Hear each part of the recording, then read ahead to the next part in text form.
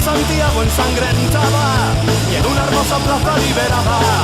me detendré a llorar por los ausentes. Yo vendré del desierto calcinante y saldré de los bosques y los lagos y evocaré en un cerro de Santiago a mis hermanos que murieron antes. Yo unido al que hizo mucho y poco, al que quiere la patria liberada, dispararé las primeras balas, más temprano que tarde sin reposo. Retornarán los libros, las canciones que quemaron las manos asesinas. Renacerá mi pueblo de su ruina y pagarán su culpa los traidores. Nunca ha vivido un proceso constituyente democrático. Desde los reglamentos constitucionales de la Patria Vieja hasta la actual constitución que nos rige, esto es la de 1980, reformada el año 2005, todos estos textos constitucionales han sido el resultado de la discusión de pequeños grupos de la élite dirigente y de la imposición de las Fuerzas Armadas. Si partimos por el siglo XIX, nos daremos cuenta que tanto en la Patria Vieja como en la Patria Nueva, los reglamentos constitucionales y las primeras constituciones fueron el fruto de las discusiones, de los consensos, de los acuerdos entre un reducidísimo número de aristócratas que fueron, por lo demás, quienes dirigieron el proceso independentista nacional. Y al igual que el resto de las constituciones del siglo XIX, estos textos fueron aprobados en base a una ciudadanía ultra restringida que tenía su fundamento en el llamado sufragio censitario, esto es, un sufragio que limitaba el ejercicio de los derechos políticos, elegir y ser elegido a una ínfima minoría de hombres de las clases dirigentes que supiesen leer y escribir, lo cual ya excluía a la inmensa mayoría de la población, pero que además tuviesen un nivel de riqueza lo suficientemente alto como para pagar un impuesto o censo que justificara, de acuerdo con la mentalidad prevaleciente en la aristocracia chilena, el ejercicio de los derechos políticos. De manera tal que, si bien estos textos constitucionales todos hacían alusión a la soberanía popular, en la práctica la soberanía quedaba reducida a un porcentaje inferior al 5% de la población. Y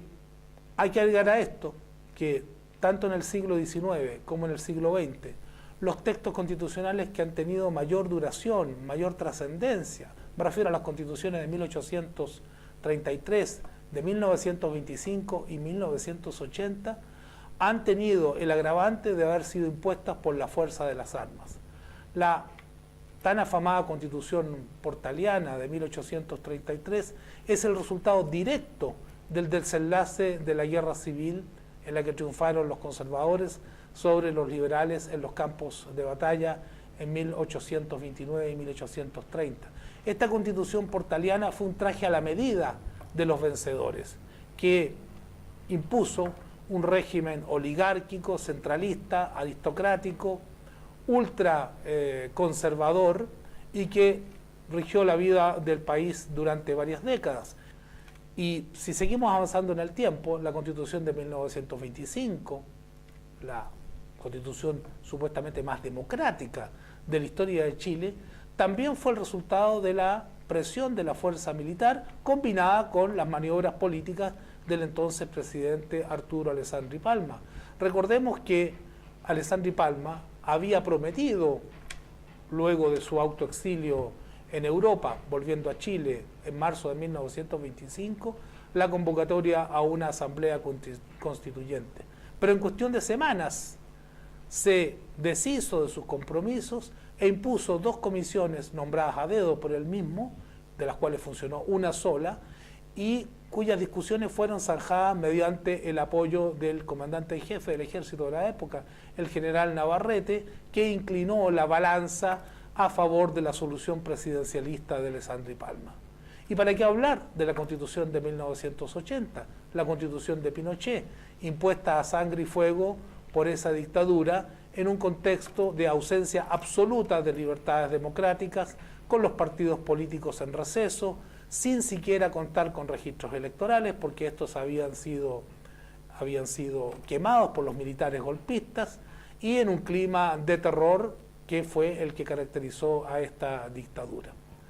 De manera tal que el pueblo chileno nunca ha sido el soberano, y esa es la razón principal de la falta de legitimidad de la Constitución actual y de la necesidad que se desprende de que por primera vez en la historia de Chile el soberano teórico se convierta en el soberano real al hacer un ejercicio constituyente, democrático, informado y universal. Todos los problemas que enfrenta la población chilena, desde los problemas laborales, los bajos salarios, la desigualdad, la salud y la previsión que realmente no dan seguridad a la población en caso de sufrir desgracias, enfermedades, los problemas que tienen relación con los pueblos originarios, con el medio ambiente, todo este cúmulo de problemas y muchos más, evidentemente los de la educación, por citar algunos, tienen su punto de partida en el régimen neoliberal. Y este régimen neoliberal se afianza, se afirma desde un punto de vista constitucional y jurídico en la Constitución de 1980. La Constitución de Pinochet/Lagos, porque es la Constitución de Pinochet que fue reformada bajo el gobierno de Lagos y lleva la firma de ese presidente concertacionista, es una Constitución hecha a la medida de las necesidades del sistema neoliberal. De modo tal que el país se encuentra en una disyuntiva: o se prolonga esta crisis de legitimidad política indefinidamente y se siguen acumulando los problemas de todo tipo, económicos, sociales, políticos, culturales, medioambientales, o por primera vez en su historia el pueblo de Chile hace este ejercicio soberano para no solucionar automáticamente la gran cantidad de problemas que tiene que enfrentar, sino para crear un terreno, un espacio mucho más acorde con sus intereses, para que en ese espacio diseñado por las mayorías nacionales se puedan jugar las distintas alternativas que democráticamente se propongan ante la nación.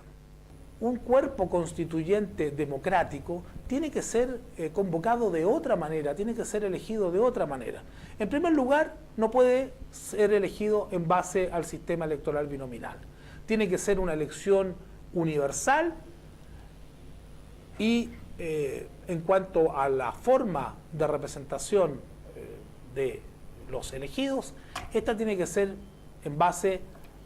a un sistema proporcional lo más cercano a la integralidad posible, de manera tal de que todas las corrientes de opinión del país, incluso algunas muy minoritarias, tengan algún grado de presencia en la Asamblea Constituyente. Esto significa, entre otras cosas, que dado el actual cuadro constitucional, jurídico, político de la nación,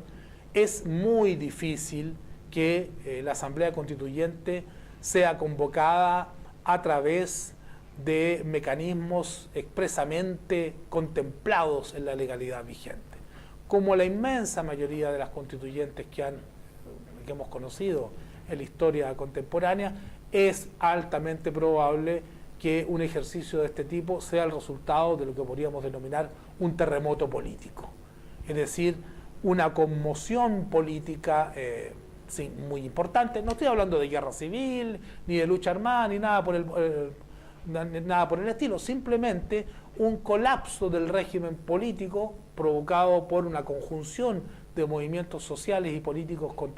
contestatarios que obliguen a la clase política a ceder y a hacer lo necesario desde el punto de vista legal y jurídico. Eso es un problema secundario, la forma, siempre la necesidad crea el órgano, pero que termine en la convocatoria a una asamblea constituyente democrática sobre la base del sufragio universal y sobre un criterio de proporcionalidad lo más cercano posible a la integralidad. La asamblea constituyente es un mecanismo democrático. si esa asamblea constituyente, en definitiva, va a tener una orientación, entre comillas, burguesa o popular, tiene que ver con las correlaciones de fuerza que se den en su interior. Es como decir que la democracia en sí es burguesa. La democracia en sí no es ni burguesa ni popular. Es lo que la correlación de fuerza en un determinado momento histórico indique, dé como resultado. Entonces esa posición me parece una posición errónea, porque en definitiva